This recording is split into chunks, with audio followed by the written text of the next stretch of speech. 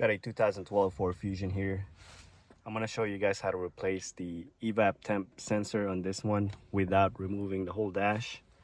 So this is kind of like a shortcut to replacing it, which is easier and a lot cheaper than removing the whole dash. So this is broken already. So open this up, remove this rubber piece right here. Then you'll have 10mm screws right here, this one and this one. Take that off. Once you take that off, you're gonna be able to pull it up a little bit, but you're gonna get stuck right here. Underneath is you're gonna have this little wire, plastic wire thingy. It's connected right here. You don't need this, so just cut that off. I use something like this to just cut it off. Once you cut that off, you'll have these two wiring harness right here. You just push in the tab and pull it out. Then you'll be able to pull out this whole assembly. Now once you do that, you're gonna have your air vents right here. You don't need to remove this, I just wanted to take it out. You can leave this here, but if you want to take it off, it's got two 8mm bolts. These are also 8mm, they're not 10mm, so my mistake.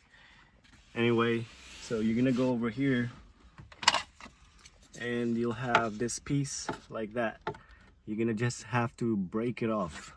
So break that off using, this is what I use. So I just clamped onto it and I twisted it and I broke it off. Then you're gonna go back here. Your sensor is gonna be underneath right there. That's the wire. So instead of removing the whole dash, this is like saving you a lot of money and time, but you're also destroying the inside of this. If you don't care about that, then you can do it this way. So what I use is I stuck a screwdriver right here and I hammered it down until I have enough room to open this up. That's the wire right here. You can reach the wire through here. Stick your hand in there and then you can twist the sensor and pull it out and replace it like that. You can't really get a good angle from the inside, but you can open up the hole bigger if you want, so you can stick your hand in there. I know that didn't sound right, but anyway, that's how you replace the sensor. The easy way, the cheap way. When you're done with it, you can just patch it up with like a duct tape or something like that, so you don't have that open gap. Put everything back together and that's it. I hope this video helped you guys out. If you guys got any questions, comment below. Guys, click on the subscribe button, and again, thanks for watching.